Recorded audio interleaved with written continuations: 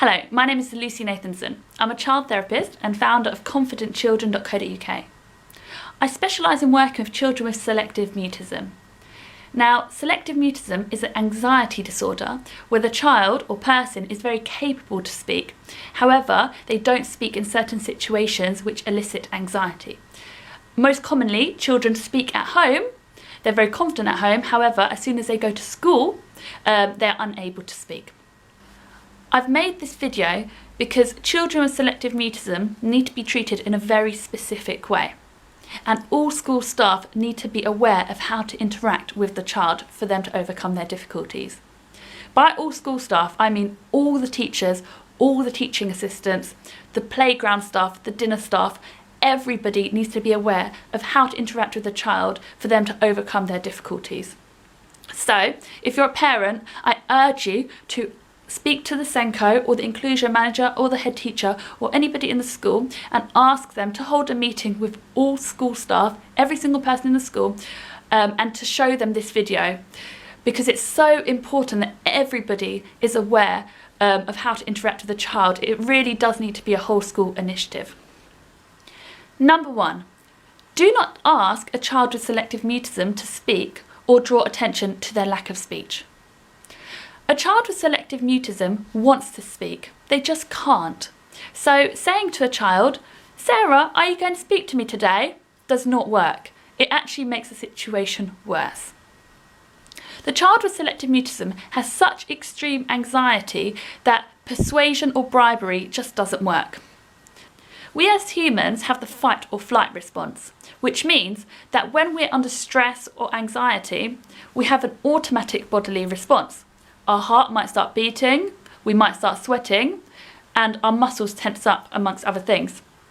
Now, children with selective mutism have such a high level of anxiety that their throat muscles actually tense up to the extent that the words just cannot come out. Therefore, asking a child with selective mutism to speak just puts them under more pressure and they feel even more anxious, making it even harder for them to speak. So our aim is to help the child feel as relaxed as possible and to remove all pressure to speak. When I first start working with a child with selective mutism, the first thing I do is to reassure them that they don't need to speak. I tell them that the focus is for them to have fun and to remove any worry feelings, and I never ever ask them to speak. The ironic thing is that once they receive this reassurance, once they feel relaxed, they are in a far more stronger position to speak. Number 2, do not give the child over-the-top attention. Children with selective mutism are very hypervigilant. They're very aware of their surroundings and they feel very anxious being the centre of attention. I've seen in school before a group of children and one child with selective mutism and a staff member going directly up to that child with selective mutism and saying, "Hello Jenny, how are you today?" Now, this makes the child feel very anxious and does far more harm than good. Please treat the child's selective mutism the same as you treat all the other children. Number 3, do not tell a child off for not talking or act frustrated by their lack of speech. Working with a child with selective mutism requires a lot of patience. Please remember that they are not being stubborn, they are not being defiant.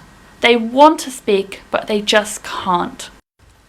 Children with selective mutism often use their own strategies. For example, their friends may talk for them, or they may talk in a whisper. Please accept these strategies and don't tell them off. I have seen in schools, school staff saying to a child, "Sarah can speak for herself, don't talk for her," or "Don't whisper to me, it's rude." This really does anger me because these children are not being defiant. They are doing the best that they can, so please do not tell them off. Number 4, do not ask the child any direct questions. School staff sometimes ask the child a question hoping that they will finally speak. I can't stress enough that if a child with selective mutism has never spoken to you, they will not answer your question. Asking a child a question puts pressure on them, there's an expectation for an answer, and thus it increases their anxiety levels and makes the situation far worse. Instead, what you can do is, once you've built that rapport with the child, once you've reassured them that they don't have to speak, you can then provide opportunities for them to speak without asking them any questions. For example, while I'm working with a child, I may think aloud. I might say out loud, I wonder what Alex's favourite colour is. My favourite colour is purple, but I wonder what Alex's favourite colour is. Now, by this thinking aloud, the child is not under any pressure to speak. I'm not asking them any questions. However, they can speak should they feel comfortable to do so. In addition, there are several successful techniques that can be used, such as a sliding in technique or shaping. Please do look into these techniques and utilise them appropriately. Number 5, do not make eye contact with the child with selective mutism.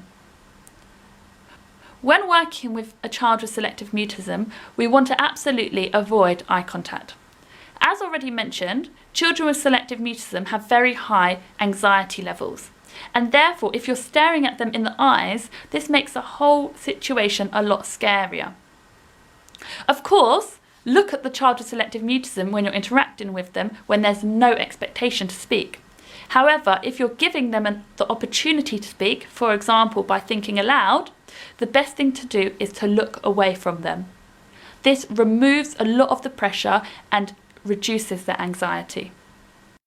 Number 6, if the child talks to you, don't act surprised or instantly praise them.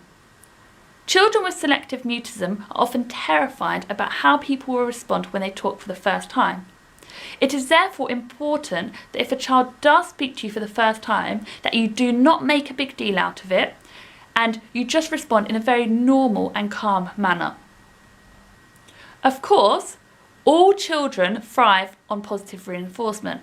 Therefore, later on, it would be beneficial for you to say in a very calm way, "John, you've been very brave today, I'm really proud of you, well done," for example, without explicitly referring to them speaking.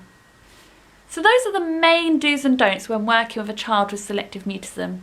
I can't emphasise enough how important it is that these are implemented on a school-wide level. I am putting together a training programme for people working with children with selective mutism, which goes into more depth in terms of strategies, etc.